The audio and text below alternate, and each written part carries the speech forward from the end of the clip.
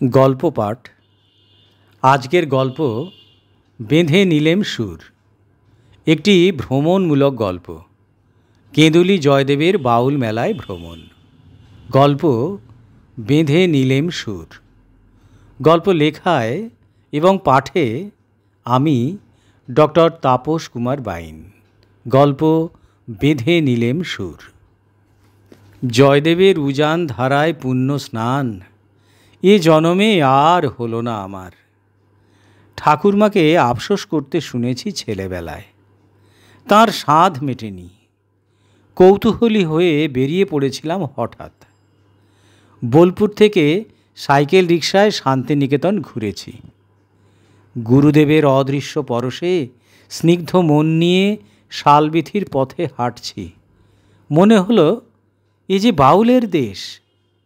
রাঙা মাটির রাস্তা বেয়ে হাটের পথিক চলে ধেয়ে। সবাই চলে গেছে, আমি এসেছি ভাঙা হাটে। পৌষ মেলা শেষ, শুরু হবে বাউল মেলা। বাস ধরে পৌঁছে গেলাম জয়দেব কেঁদুলিতে। পুরনো একটি গঞ্জ কেন্দুবিল্ল। বাস টেম্পো ভর্তি যাত্রীরা আসছে। পিচ রাস্তা চলে গেছে এপাশে ওপাশে। মনে পুলক দোলা দিল, সন্ধ্যা নামবে, আলো জ্বলছে, শুরু হবে বাউল গান। জনসমাগম বাড়ছে, ব্যস্ততা নিয়ে ছুটছে সকলে। আমার আস্তানা পাকা। শিবু সাধুর আশ্রমে ঠাঁই মিলবে কথা হয়েছে। হাতে কম্বলের পুটুলি নিয়ে হাঁটছি, মাইকে গান শুনছি। খাঁচার ভিতর অচিন পাখি। খড়ে ছাওয়া নিচু দোকান দুপাশে। মোড়ের বাঁকে বিশাল মণ্ডপ বাঁধা, সরকারি লালন মঞ্চ। আরও খানিক এগিয়ে ডান হাতে সেই মন্দির। দেহি পদপল্লব মুদারম। সংস্কৃত ভাষার কবি, বাংলা সাহিত্যের শিরোভূষণ কবি জয়দেব, বৈষ্ণবের মাথার মণি। গীত গোবিন্দম সৃষ্টি হয়েছিল এখানে। বিস্ময়ে দাঁড়িয়ে রইলাম। প্রায় ৩০০ বছরের প্রাচীন এ মন্দির। বর্ধমানের মহারানী নৈরালা দেবী গড়েছিলেন এটি। মন্দিরের উপরের ৪ কোণে ৪টি চূড়া, মাঝে একটু উঁচুতে আরও ৪টি। একেবারে কেন্দ্রে উঁচু মন্দির শীর্ষ। পাশাপাশি ৩টি প্রবেশদ্বার মন্দিরে। লোকজনের ভিড় জটলা চারপাশে। কাছে এগিয়ে গেলাম। সারা মন্দির গাত্রময় পোড়া মাটির কারুকার্য। সুন্দর ছোট ছোট নানা রকম মূর্তি। বীণাবাদন, পঞ্চমুণ্ড, ঘোড়ার পিঠে যোদ্ধা, ফুল লতা, কত কারুকার্য। ভিতরে রাধা মাধবের অপরূপ মূর্তি। ভক্তিভরে প্রণাম জানায় ভক্তজন।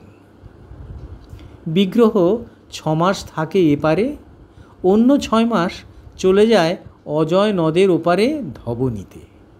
সেবায়িত অধিকারীরা এমনি করে ভাগ করে নিয়েছে শ্রী রাধা বিনোদকে। বেরিয়ে এলাম মন্দির থেকে। হেঁটে চলেছি। দীর্ঘ চাঁচর কেশ, চোখ দুটি ভাবে বিভোর। কবি জয়দেব ব্যস্তভাবে উঠে দাঁড়ালেন যেন। সেই কোন ভোরে জেগে উঠেই দাওয়ায় বসেছিলেন রাধাকৃষ্ণ প্রীতি কাব্য রচনায়। কই গো, নিয়ে আসি একেবারে। পদ্মাবতী নিজে এগিয়ে দেন তার স্নানের সামগ্রী। আজ কেমন বিমনা দেখায় কবিকে। চিন্তা ভারে নত তিনি। বড় দ্বিধায় পড়েছেন যে। আনমনে হেঁটে চলেন অজয়ের দিকে। খানিক বাদে কি ফিরে এলেন তিনি। তার পর্ণ কুটিরের দাওয়ায় বসে লিখলেন সেই ২টি ছত্র। এ কি তার মনের ভ্রম? না না, স্বয়ং ভগবান বাসুদেবী এসেছিলেন তাঁরই রূপ ধরে তাঁর কুটিরে। স্বহস্তে লিখলেন সেই কথাটি। এ কি কানা নাকি মিনসে? চমকে উঠলাম। ক্ষমা করো মাসি, তোর কবেকার মাসি রে? অন্যমনস্ক হয়ে পথ চলতে বৈষ্ণবীর গায়ে পড়েছি যে, দু হাত জোড় করে ও রেহাই পাই না। মাপ করো, ভুল হয়েছে আমার। আমি গান শুনতে এসেছিস? বৈষ্ণবীকে প্রসন্ন দেখায় যেন। যাস, আমাদের গঙ্গামাতার আখড়ায় যাস। গঙ্গামাতা? হ্যাঁ, সোজা গিয়ে জিজ্ঞেস করিস, দেখিয়ে দেবে। যাস, যাস আমাদের আখড়ায়। কোথায় ভিড়ের মধ্যে মিশে গেল সে। ওই তো সামনে শিবু ঘোষের আশ্রমের আলো জ্বলছে। অজয়ের ঘাট ছেড়েই ডান হাতে সামনে রায় রাজা মন্দির। এটিই তার আশ্রম। বেশ মন্দিরটি। শ্রীমতী রাধিকা রাজবেশে সিংহাসনে বসে আছেন। শ্রীকৃষ্ণ তাঁর কাছে ভিখারি, ভিক্ষা পাত্র তাঁর হাতে। এমন অপরূপ আশ্চর্য সুন্দর মূর্তি প্রতিষ্ঠিত মন্দিরে রায় এখানে রাজা হয়েছেন, তাই রায় রাজা মন্দির। পথের পাশ দিয়ে ঢুকতেই ঘোষমশাই এগিয়ে এলেন। আসুন আসুন মাস্টার মশাই, আপনি আসবেন জেনেছি, তবে মেলার সময় তো খুব ভিড়, একটু মানিয়ে চলতে হবে, একটু মানিয়ে থাকতে হবে। পাঁচিলের এপাশে ঘেরা অনেকটা জায়গা, পুরোটাই ত্রিপলে চটে ছাওয়া। নিচে পুরো বিচালি পাতা বিছানা। নারী পুরুষ সেখানে শুয়ে বসে আছে। বাল্বের মৃদু আলোয় ম্লান দেখায়। বুঝতে পারি এখানে ঘুম হবে না। আস্থার দরকারও নেই। সর্বত্রই সাজো সাজো রব। বাউল গান শুরু হয়েছে, শোনা যাচ্ছে। মুখ হাত ধুতেই খাবার ব্যবস্থা হলো। সকলেই খেয়ে তৈরি হচ্ছে রাত জেগে গান শোনার আশায়। জানুয়ারি মাসের মাঝামাঝি, ভোরে মকর সংক্রান্তির পুণ্য স্নান। কাতারে কাতারে লোক জুটেছে আশ্রম আখড়াগুলিতে, যার যেখানে চেনা জানা।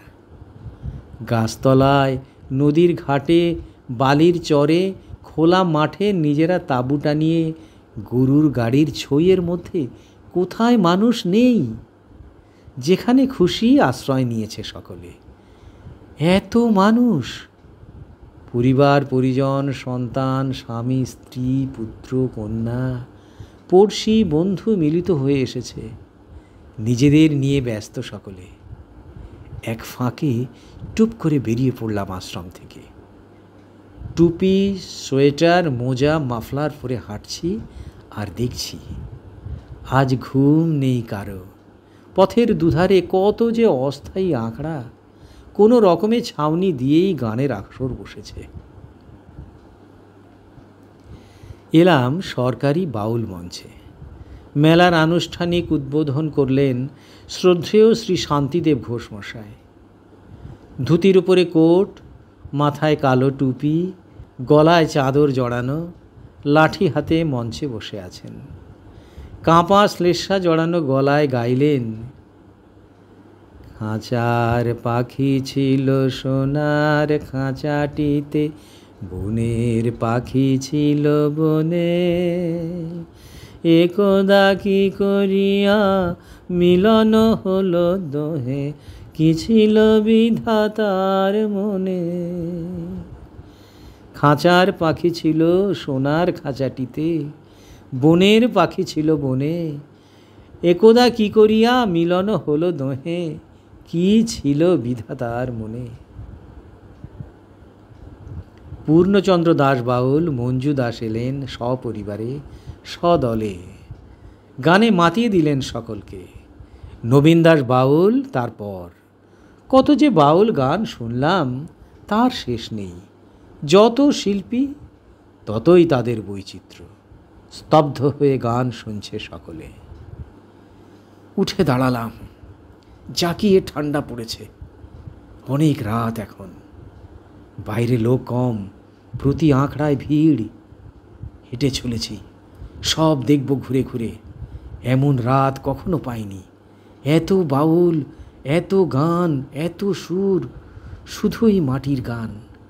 কত যে গায়ক, তরুণ বৃদ্ধ, নারী যুবতী বালক সবাই বাউল, বাউলেদের জাত। সারা দেশের সব বাউল এসেছে এখানে। বাংলাদেশ নেপাল থেকে এসেছে জয়দেবে, তাই আজ এমন পরিপূর্ণ। সবাই মেতেছে আজ সুরের রসে, ভাবের টানে। এমন কোথাও হয় কে জানে। গ্রাম্য গায়করা গেরুয়া কাপড় পরা, গায়ে আলখাল্লা, মাথায় পাগড়ি, হাতে আনন্দ লহরী, এই এদের বেশ। শ্রোতা জমেছে বিচিত্র রকম। যেমন রুচিশীল মার্জিত রসিকজন, তেমনি ছেলে ছোকরার দল। আছে গায়ের চাষি, চাষি বউ, পরিবার পরিজন। আবার সুবেশা নারী পুরুষ, জ্যাকেট টুপি বাহারি পোশাকে খড়ের বিছানায় বাউল আসরে, তারাও আছে। চোখ ঢুলু ঢুলু, মন টলমল সবার। কজন সাহেব মেম দেখলাম ঘুরছে। এই যে ভায়া, ফিরে দেখি আমাদের প্রশান্তবাবু, তেমনি হাসি মুখে, মাথায় টুপি, চোখে চশমা, সোয়েটার জড়ানো। চিত্তরঞ্জনে থাকেন উনি। মেলায় এসেছেন বহুবার, সবই তার জানা। তিনি গবেষক, ওনাকে পেয়ে ভীষণ খুশি হলাম। বাউলরা গান গায়, গান বাঁধে, আবার হারিয়েও যায়। প্রশান্তবাবু সব লিখে রাখেন নিখুঁতভাবে তাঁর খাতায়। আজ আপনার সঙ্গে রাত জাগবো, ঘুরবো, সব কিছু শুনব। আপন সাধন কথা না কহিবে যথা তথা, আপনাতে আপনি হইবে সাবধান। বলেই তিনি রহস্যময় হাসি হাসলেন। কিন্তু আমার শরীরটা যে ঠিক নেই। কত রাত হলো দেখো, ফিরব। তুমি যেও আমার ওখানে, সব বলবো যা জানি। আমার পিঠে হাত দিয়ে জড়িয়ে ধরলেন। উনি চলে গেলেন। আমি যেন একা। এত সুর, এত গান, তবু একা কেন? হাঁটতে শুরু করি। দুপাশে গানের আসর, সর্বত্রই চড়া মাইক্রোফোন। তরুণ যুবা বাউল গাইছে আধুনিক যন্ত্র নিয়ে রসের গান। এখন সব আসরেই উপচে পড়া ভিড়। এ যেন গানের প্রতিযোগিতা চলছে। এক আসরে বসলে আমার চলে না। সব আসরগুলি দেখার লোভ মনে, ইচ্ছে করে যেন ছুটে বেড়াই। ঠান্ডার দাপটে চারদিক ঘেরা চট ত্রিপলে, গাছপালায় ঢাকা গীতামার আশ্রম। মাটির খড় খানতিনেক, বারান্দায় লোক জমেছে, উঠানে গান চলছে। চারিদিকে ছড়ানো ছিটানো শ্রোতা। ওপাশে রান্না হচ্ছে কাঠের উনানে। এ ছিল কোঠরে বাবার আঁকড়া। বাদিকের পথ ধরে এগিয়ে চলি। চমকে উঠেছি। এরা কারা? এত লোক অন্ধকারে বসে কি করছে গাছের নিচে? ওরা বোধহয় নেশা করেছে। নারী পুরুষ জড়ানো গলায় ফিস ফিস কথা বলছে। কটু গন্ধ চারদিকে। ক্ষীণ আলো এক ঘরে জ্বলছে। রহস্যময় সকলের চোখগুলি। আমাকে দেখে ওরা বিরক্ত হলো, ধমকে উঠল যেন, অশ্লীল গালি দিল। সংকুচিত হয়ে বেরিয়ে এলাম। একটু দূরে প্রাচীন বটগাছের নিচে সুধীর দাস বাবাজির আঁকড়া। লোকে বলে তমালতলার আঁকড়া। এমন কত আঁকড়া, সর্বত্রই গানের আসর আজ কানায় কানায়। শক্তি খ্যাপার আঁকড়া, মনোহর খ্যাপা, কাঙাল খ্যাপা, রামকৃষ্ণ আঁকড়া, সকলেরই স্থায়ী ঠিকানা। সারা বছর লোক থাকে এখানে। ফি বছর মেলার সময় তৈরি হয় দূর দূরান্তের বাউলদের নতুন আঁকড়া, যারা বহু বছর ধরে গুরু পরম্পরায় আসছে এখানে। ধুলো ঝেড়ে নে রে তুলে, ও যে তোর কুলের ছেলে। আশ্চর্য সুরের টানে দাঁড়াতে হলো। ই কি গান! কৃষ্ণের বাল্যলীলার একখানি পদ। বৃদ্ধ বাউল, মাথায় পাগড়ি জড়ানো, সারা মুখে গোঁপদাড়ি, গলায় রুদ্রাক্ষের মালা, ডান হাতে একতারা, বাঁ হাতে ঝুমঝুমি বাজিয়ে দু চোখ বুজে গাইছে। শীতের কামড় তুচ্ছ এমন গানে। চেয়ে আছি তার ভাঙাচোরা মুখের দিকে।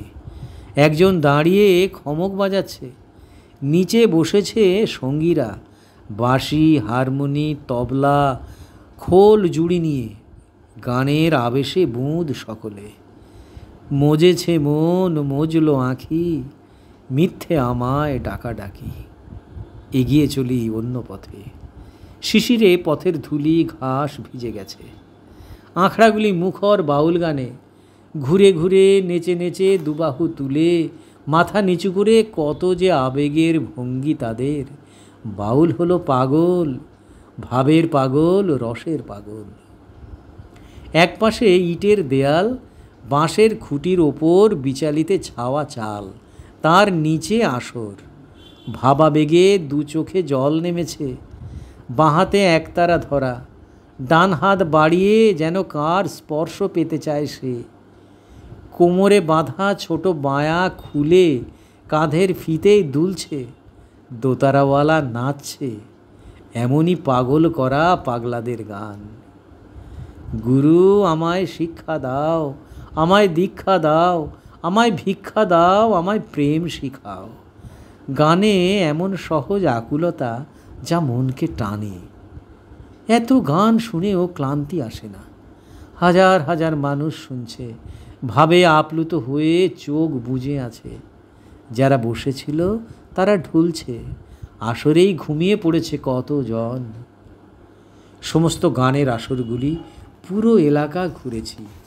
বড় ক্লান্ত লাগছে, শিথিল দেহে হাঁটছি। মিষ্টি সুরে, নারী কণ্ঠের আওয়াজে চকিত হলো কর্ণকুহর।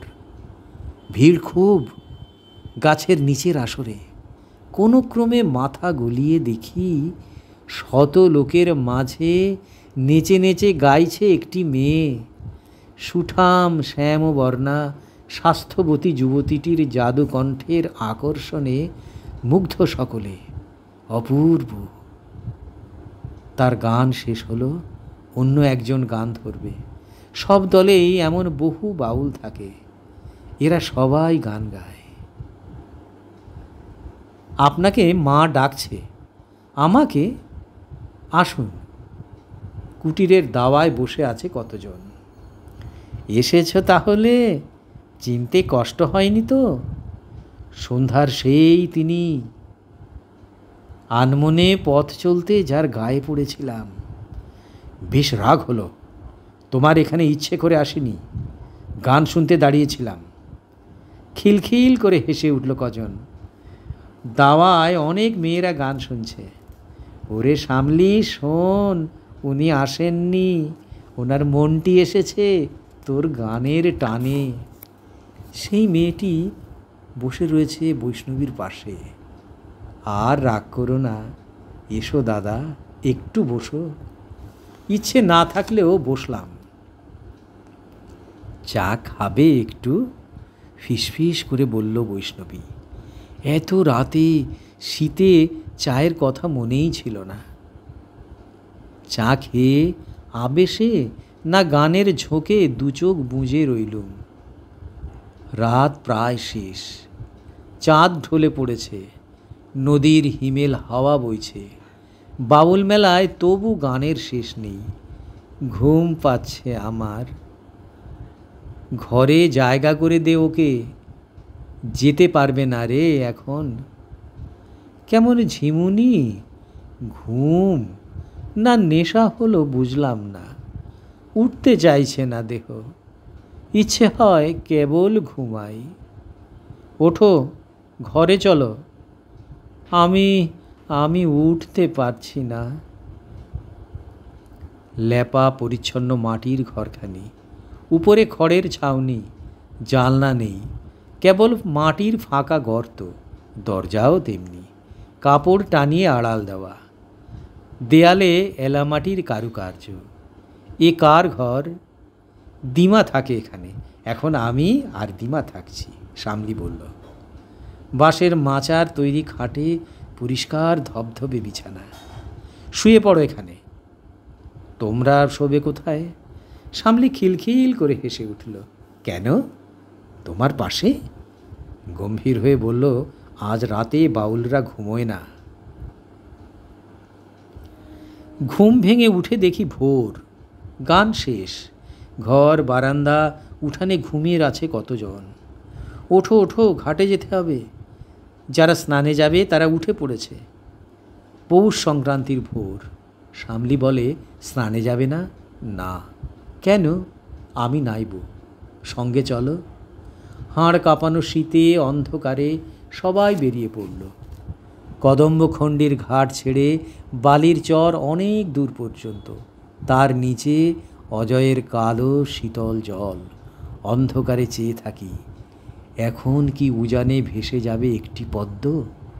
মনে পড়ল কবি জয়দেবকে, তাঁর ভক্তি রসকাব্য, কেউ বলে আদি রসাত্মক কাব্য। রাজা লক্ষণ সেনের সভাকবি তিনি। তিনিই তো পেয়েছিলেন এমনি এক হিমেল উষায় তাঁর আরাধ্য দেবতা শ্রী রাধা বিনোদকে। বুকে জড়িয়ে ধরেছিলেন পরম মমতায়। শিউরে উঠলাম আমি।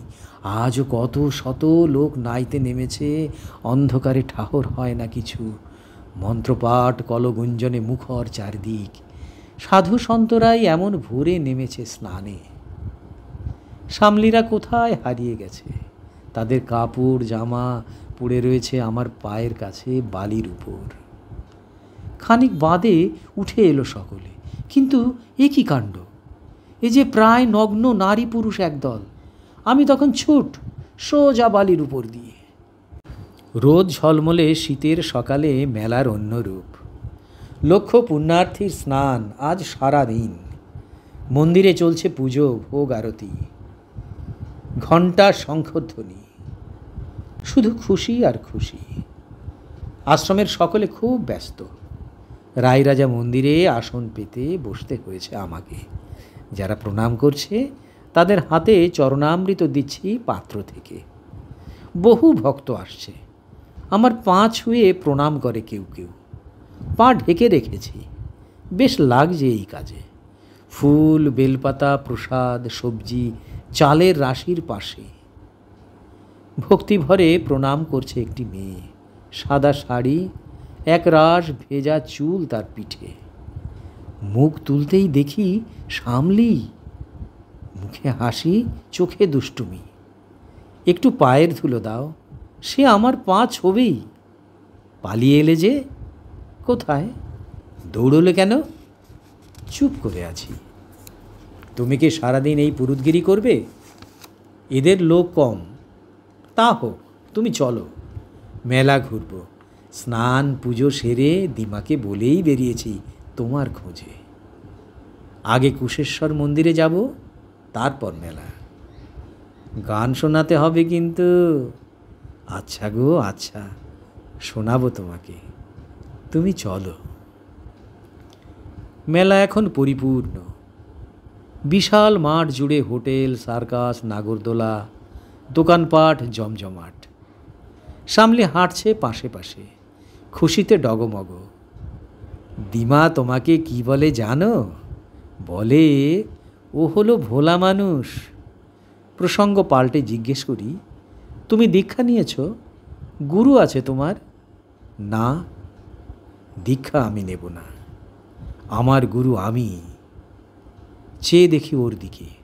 শান্ত স্থির মুখ, নাকে রসকলি, তুলসী কাঠের মালা গলায়, ভরাট বুক নিঃশ্বাসে ওঠে পড়ে। কি দেখছ? তোমাকে। কেন? এত মনের শক্তি তোমার? আমি বাউল হব না, আমি শিল্পী হব। আমরা বসেছি অজয়ের বালির উপর।